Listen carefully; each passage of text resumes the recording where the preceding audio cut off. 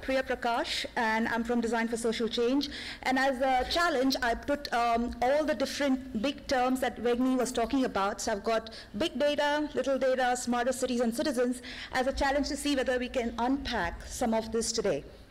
So I'd like to share a story with you about a tale of three cities, which is a tale of three city models. And this tale started from my past life. I used to design mobile phones for Nokia, and I used to design mobile operating systems, and I used to travel around different countries understanding how people were using different kind of services in their own neighborhood, as well as coming together as communities to just like we said, to crowd solve issues that are local to them, and basically tapping on each other's strengths and talents by being resilient. And this was quite inspiring as well, because it's a low-tech, it's a bottom-up, crowd intelligence-based thing, but on a global level, you could see this happening in multiple countries across places we were visiting. And every time I came back, this is down my street in London, in Camberwell. It's quite an unsexy place. I like it. But it has these kind of shops, and I would be confronted by shops like payday loan shops just when I'd come back from a place like in India or in Bangladesh, where they have microfinance and people in much more poor conditions are able to tap upon each other's financial resources to get over those very issues. And this used to bother me a lot, that I can't bring that kind of thinking down my own street in Camberwell. But I think I met my match in a classic Alice in Wonderland way, when I'm a cyclist as well, so I can relate to Peter. Where's Peter? I can relate to Peter's complete ideas about cycling in London. I cycle everywhere, even wearing my heels. It's not a reason I had this accident outside my house, which was with a pothole, and basically I tried to do something about it. And this was really hard, because I think potholes are like the crack tech. I mean, they're like the crack, the crack for civic tech. Everybody loves to talk about potholes when you talk about civic issues. And I didn't expect myself to get involved with this particular issue, but trying to go about understanding how to solve it. So if you imagine, this is typically how an operating system on the right looks. So you typically have on the top level, just like on your phone, you can see a user interface. You can see how it presents itself. Just like that on the city, when you walk outside here, you can see the layout, you can see how people are interacting. There's an experience layer. So trying to map the mobile operating system to the city's own operating system, you can then interact with different kind of services in the city, like transport, hospital, things like that. And on the phone, you have apps as well, which are like functions, like maps, messaging. And on the bottom level is the actual hardware infrastructure, which on a city level can be considered as plumbing and other kind of hard built environment services. So when I was trying to file that bug on the city operating system, which was a pothole on the road, it was possibly an issue on my presentation layer, which could be on the road as a skin, but the problem went all the way into the city's database. By that I mean the report, the data I sent through the form on the council website did not compute with a service called Fix My Street, which I was using, which sent an email to my councillor, which never got replied for months, forever. I kept hassling my councillor, hoping that something happened. I also suggested that I use this road every day. Can I come together with other cyclists to pinpoint those issues on the street which are the most critical? Nothing happened. So I got frustrated, I left Nokia and I started a company called Design for Social Change. We've done a couple of different prototypes. Me being a designer, the way I instead of complaining for something, I normally prototype something, fail quite often and see whether my hypothesis is right or wrong. And as a result, we've done services like Changeify, which is a very simple tool for real-time crowdsourcing of issues. It's not an app, it's a web service. You can use it right now if you like. We came up with a toolkit as well.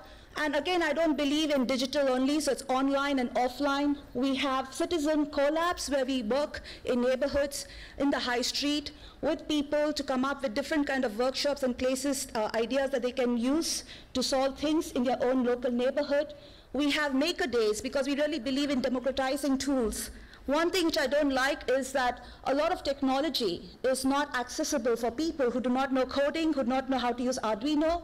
So we want to actually teach people who doesn't have to be only young people, they could be older generation as well, to come together in these places on the high street and learn how to use these things and make something instead of just being a dumb consumer. We also have new business models like loyalty schemes. Again, these are all very low-tech prototyping, quite quick. And you can then run a workshop and work with the local business on the high street, create a loyalty scheme. When people come to the workshop, they actually can buy products or services from the neighboring shops and go back and spend the footfall there. We've done things around smart data. We've done things around printing like custom stencils. And we've created tools, but I'm not going to talk about that today. And we've also piloted in different cities. We've been in Hamburg. We've also been in Zurich as well. These are the kind of things we typically do. What we're trying to do here is before you even feel like doing something, like improving, say, Karlsruhe, you want to feel that you belong. And this is a big problem in active citizen participation. A lot of people don't realize they actually like where they stay. I know that when I went and spoke to my neighbors in Camberwell, many of them were not very happy to be living there. To come and say, hey, let's do something nice and change Camberwell, we had to create a bunch of events. We're working together with the farmers market where we ask people to hold up a blackboard and say what do they like or love about Camberwell, and created little kind of campaigns where people tweeted that and slowly started raising awareness that, hey, we can come together and do something. These are, again, small prototypes. And this is how we did this project with Hamburg in the Schanze neighborhood, and I thought this would be probably relevant. So this is how we approach a typical neighborhood collab, runs for a day.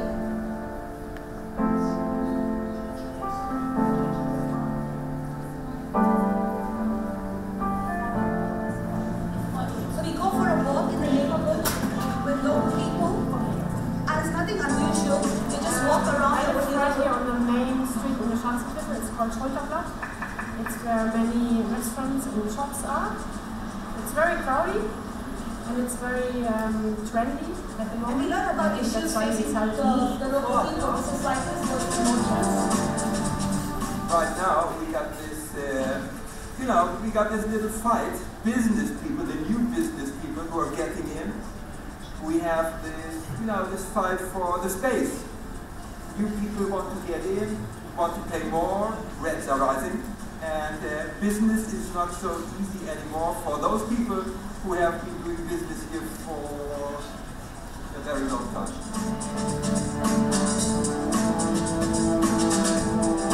We also give people high-tech materials like chalk to go and write their comments on the pavement so they can take a photo and send it to their friends. So basically it's about understanding what are the local projects happening in the neighborhood.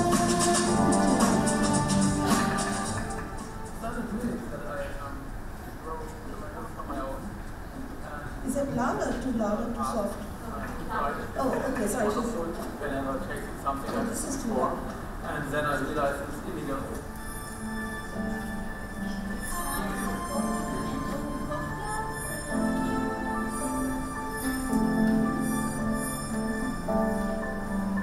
It's a very good example how projects can work when they are carried out by a community. So not planned top down, but grassroots. Maybe you should just tell me how this all came about. People running this place, including myself, are artists.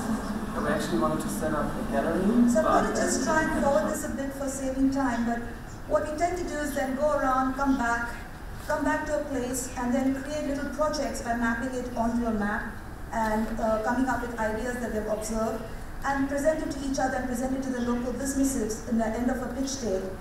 City better, and what that means is a city is big. So let's give an example.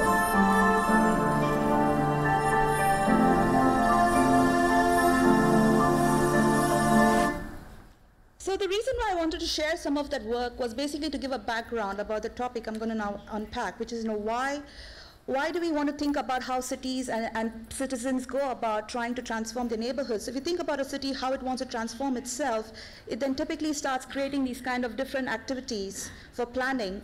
And then basically, once it generates this planning activities, a bunch of bottom-up activities by working together with citizen groups, with other kind of community groups, and that again afterwards creates a different set of criteria where the city wants to measure whether those activities have had some kind of impact on those targets, whether it's reducing carbon footprint or whether it's reducing like the traffic congestion.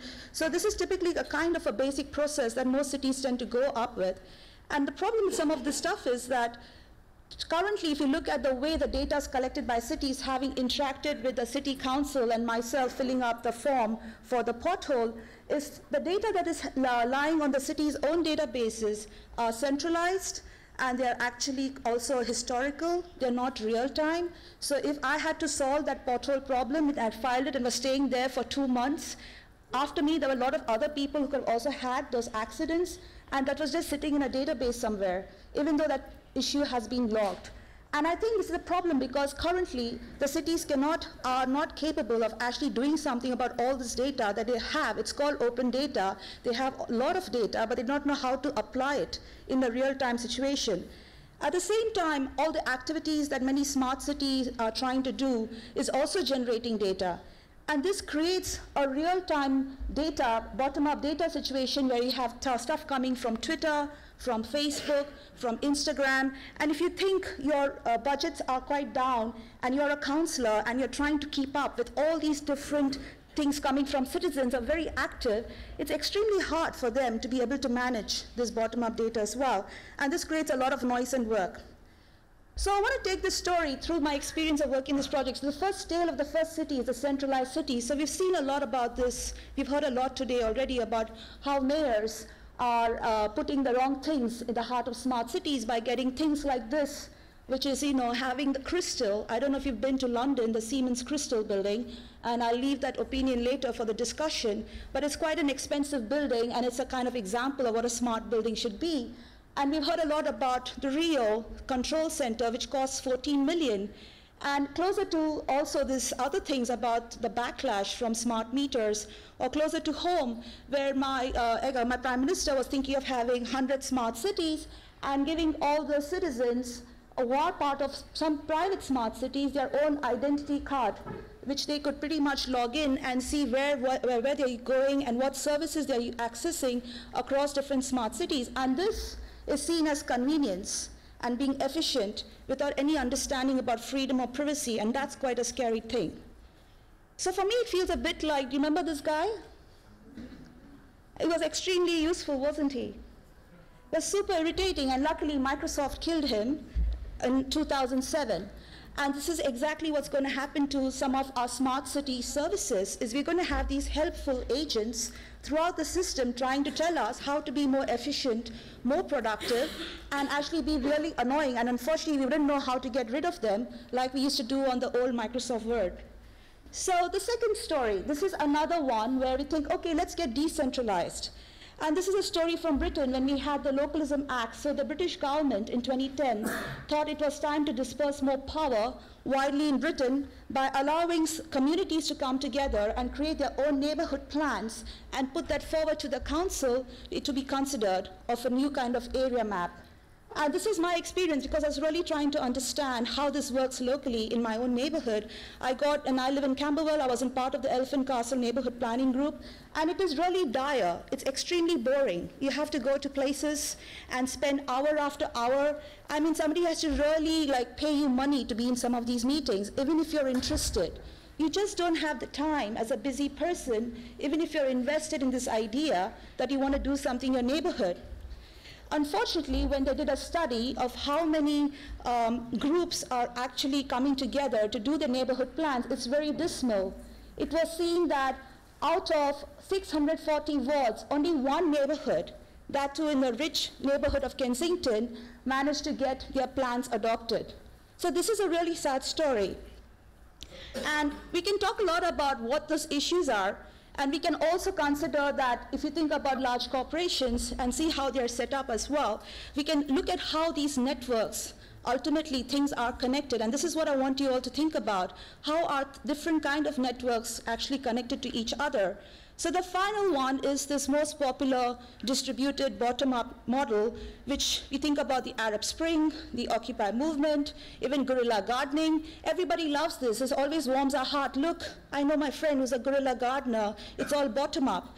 But actually, even if you look at things like this, which is a citizen science toolkit called the Smart Citizen Toolkit, which measures the air pollution outside your home, you can put this up in your house and do a bit of programming. Ultimately, the data that's coming out from it is not that good for you because it's got lots of noisy data. But also, we are in a transition state. So we basically have the citizen-led urbanism because we've seen the economy has been kind of shifting. We've had demographics. We talk about different kind of immigration. We've also spoken about a lot of social media engagement that's been happening. But the problem we really have is in the terms of active citizenship. Earlier, it used to be like listening and watching. And this has been increasingly mass, and any other kind of participation has been increasingly niche. But now with the doing, which is what Evgeny was talking about, where we pretty much, our activities gets monitored, all of this is implicit. It's not explicit. So if I'm moving around the city and a sensor can clock my movement, I don't even know that I have opted in. And that's where things get quite scary. Because it'll be interesting if you look at organizations' own internal models. This is based on their management structure. And if you look at Apple, it's a centralized system. You can compare that to Microsoft or Google. It's kind of interesting because we make architectures in the mirror of who we are. So this is one of my favorite gurus, Don Norman, who's talked about wicked problems don't have solutions, and also that the last mile of automation can really result in extreme complexity and no cute application can solve. So you think about a new data model where in the past we spoke one-to-one as citizens. That was the traditional communication. And if you think about films like Her, which is basically a crowdsourced operating system based upon the aggregate of all our own patterns and behaviors, we're not talking about that either. We want to rethink this data model where the city, even though it's looking at our behavior patterns and creating this profile about us and putting it in a database, ultimately what we want to do is come up with a holistic smart city model. And by that we mean bringing machine intelligence, which is the sensor data, and bringing bottom-up your own personal data together by creating this kind of smarter cities and citizens. Thank you.